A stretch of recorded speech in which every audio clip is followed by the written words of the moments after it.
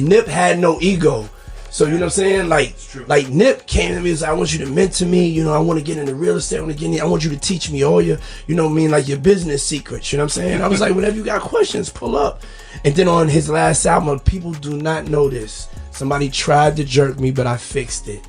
I actually am one of the executive producers of Nipsey Hussle's last album. Victory Lap. Yeah, Victory Lap. Diddy up there wilding. Yeah. He finna let people know he was hitting Nip baby mama. You see it's coming out. Nipsey has been gone for 6 years now, but the talk around his name, especially involving Lauren and Diddy, refuses to die down. Just when people thought it was finally fading, Wack 100 stepped back into the mix and shook everything up again with a story so reckless that some folks are now wondering if there's truth buried inside it. One of the ones that I'm very questionable about is this Nipsey Hussle video.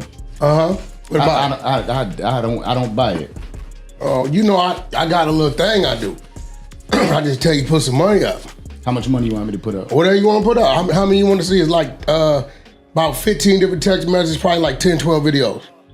How many of them you want to see? He claimed he once caught Lauren, Nipsey's partner, in a situation that crossed lines, and back then, people brushed it off like usual. At the time, most said it was just Wack being loud, chasing attention, and throwing dirt for clicks. Nobody took it serious, nobody believed it, and the internet moved on. But now that same claim is creeping back into the spotlight because Wack recently doubled down on his podcast. This time, he wasn't joking or backtracking. He said he didn't just hear rumors. He claimed he's sitting on more than a dozen videos, 12 or more, that supposedly support what he's been saying all along. He finna let people know he was hitting Nip baby mama. You see it's coming out.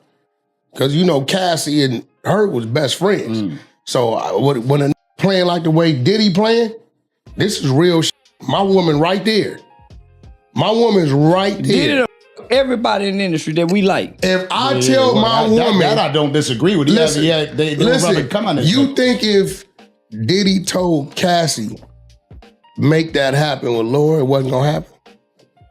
You heard I think they have incredible power. I would doubt nothing that comes out of that camp over there. Okay, so that's what I'm saying. We learn more than we ever needed. But my question to you is, because outside of his sexual preference, what problem did you have with Nip? And it didn't stop there. He pulled Diddy directly into the conversation. According to Wack, Diddy's ex, Cassie, wasn't just cool with Lauren. They were close. Real close. That connection raised eyebrows fast, especially once people started repeating whispers that Lauren allegedly attended those exclusive parties Diddy's name keeps getting tied to. If even a small part of Wack's claims hold weight, then the rumors surrounding Nipsey's suddenly don't sound so wild anymore. It feels like the pieces were always sitting there, but nobody wanted to flip them over because Nipsey deserved peace. Now the streets are rewinding the timeline, pulling old clips, rechecking statements people ignored before. Hook up with the biggest rapper at the time, everything's great. By the way, isn't she? Lauren is the one that introduced Nip to Diddy. Diddy couldn't even get to Nip, even though he had ties in LA. It was Lauren that brought Nip to him. Lauren? No, I'm saying Lauren introduced me to Puff. Oh, got you. I mean, I knew Puff, but it was more of a personal relationship after, you know, we was at Cassie's birthday. Come back, Lauren, I crack you up. When everything gets lined up, that Diddy and Lauren connection starts to feel strange, and people can't unsee it. Let's be real, the streets never believed Nipsey's passing was random. He was too sharp, too disciplined, and too influential for it to be brushed off as a simple situation. From day one, the word was that it wasn't just violence, it was a removal, a calculated move. Nipsey didn't move like an industry puppet, and that made him dangerous to certain systems. He didn't bend to labels, didn't play follow the leader, and didn't chase approval. He moved like someone building something bigger than music, and the higher he climbed, the more uncomfortable that made people who needed control. That kind of independence puts a target on your back. So when Diddy's legal trouble started and more stories began surfacing, the internet did what it always does, connected dots. One theory shot straight to the front, that Diddy was involved, allegedly. Believe it or not, one question keeps coming back. If something like that happened, who opened the door? Someone trusted, someone close. And every time people circle back, the same name keeps popping up. It didn't help when Jaguar Wright loudly claimed Lauren is the one who introduced Nip to Diddy. For a long time, people brushed her off as loud, dramatic, doing too much, until old clips started resurfacing. Clips where Nipsey himself clearly said that Lauren introduced him to Puff. That one moment hit the community hard. Once people heard it straight from Nipsey's mouth, the tone changed fast and the questions got darker. People started wondering, what if Lauren wasn't just his partner? What if she was the connector? What if she was the one pulling Nip into circles he never needed to be around? Old photos popped back up, showing Lauren and Diddy looking way too comfortable. Not just friendly, but familiar in a way that felt off. In one picture, Nipsey is literally standing in the background, almost like a third wheel in his own relationship. In another clip, Diddy is acting strange, focused on Lauren, asking if he was able to make her laugh. That energy didn't sit right with people at all. Then it got deeper. Folks realized Lauren's close friend Cassie was locked in with Diddy for years, not casually, but tightly connected. On top of that, word spread that Lauren's sister had once worked for Diddy as an assistant. That meant Lauren wasn't just nearby. She was woven into Puff's world long before Nipsey ever reached the level he was on. That changed how people viewed everything. Once those dots connected, fans started asking the ugliest question any fan base can ask. Was she truly loyal, or was she playing both sides? People went back to the Angie Martinez interview, the one that felt emotional and polished at the time. Rewatching it now, certain moments hit different. Lauren quoted Diddy telling her, "Look, boo, you showed the world what it looks like to hold a man down. Now show them what it looks like when everything falls apart." That line stuck with people. Why was Diddy calling her boo, a name Nipsey used for her? Why that level of personal access?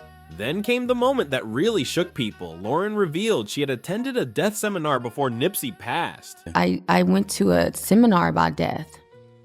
Okay, you have to tell. Well, you're just telling me this now. I know, yeah. Please share. Please share. Why? I have a friend. Why were you there, and what did you learn? I learned that no one really, and that it's just an experience in the physical form, and we're attached to our personalities, but that we're just souls, and that we continue and continue and continue. And if you have a spiritual relationship with someone on earth, you will have one with them when you leave earth. So I did this 2-day seminar on death. And this was how long ago? I had to be 25. What sent you there?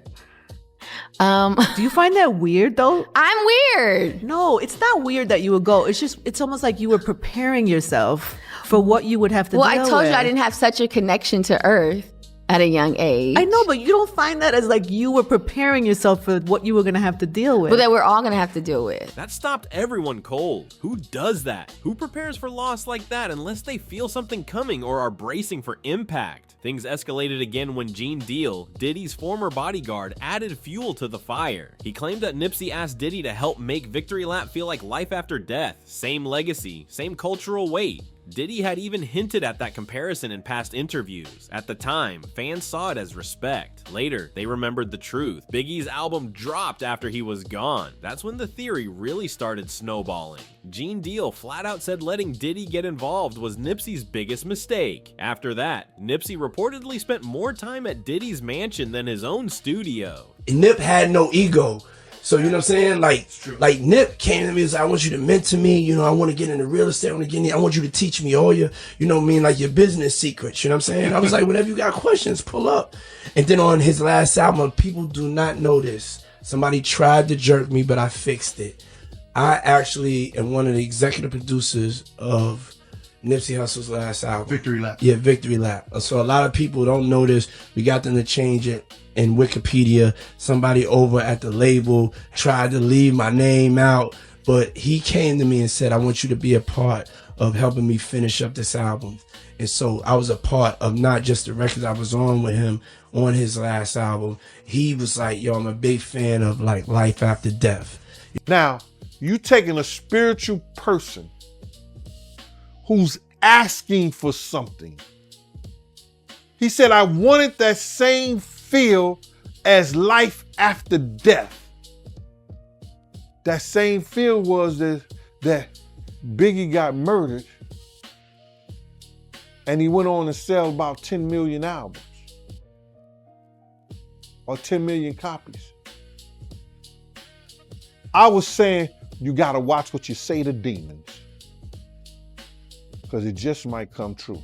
Fans swear that's when Nip started looking drained, distant, worn down, like someone holding onto a secret he couldn't shake. The street theory says Diddy saw Nipsey rising too fast, inspiring too many people to think for themselves. And when you can't control someone like that, you remove them. But even then, someone had to guide him into that space. Someone trusted, someone close. And the streets keep pointing back to Lauren. With Diddy now facing serious legal pressure, people believe more names could surface, more layers peeled back, more connections exposed. Online comments flooded in. Some questioned her image from the start, others pointed to her long-standing ties to Diddy's circle. But here's where the theory splits. Some don't believe Diddy's interest was ever Lauren at all. Instead, they point to the recent trial allegations and the whispers about Diddy mentoring certain men in the industry. Suddenly, those old rumors started sounding a lot louder. That's when people really started naming names. Meek Mill, Usher, YK Osiris, French Montana. Folks online began saying the so-called mentorship lane was really a pipeline hiding in plain sight. Then old studio clips of Nipsey and Diddy resurfaced, and people started watching them differently. In one moment, Diddy is licking his lips, zooming the camera in on Nipsey like he's admiring him. Fans said Nipsey looked unaware, innocent, like he didn't realize what kind of attention he was getting. One user put it bluntly, saying if you think Diddy and Lauren were ever a thing, then you're missing what's right in front of you. They asked why Diddy kept zooming in on Nipsey, why he was making those strange facial expressions, almost like a selfie, while Nipsey stood behind him completely oblivious. Another comment went even harder, claiming Diddy moved through the industry with no boundaries at all. Those posts spread fast and added another layer to the conversation. Now, whether any of that is true or not, one thing keeps standing out. Lauren's deep, layered connection to Diddy raises more questions the deeper people look. What once felt like coincidence now feels heavy. Small details feel intentional. Moments people ignored before suddenly matter. So the real question is simple. Is Wack exposing something real, or is he just stirring chaos for attention? And what about Lauren? Is this all bad timing, or does it point to something deeper that never got addressed? Drop your thoughts in the comments. If you're here for unfiltered conversations and bold breakdowns, make sure you like the video, share it, subscribe to the channel, and tap into the next video popping up on your screen right now.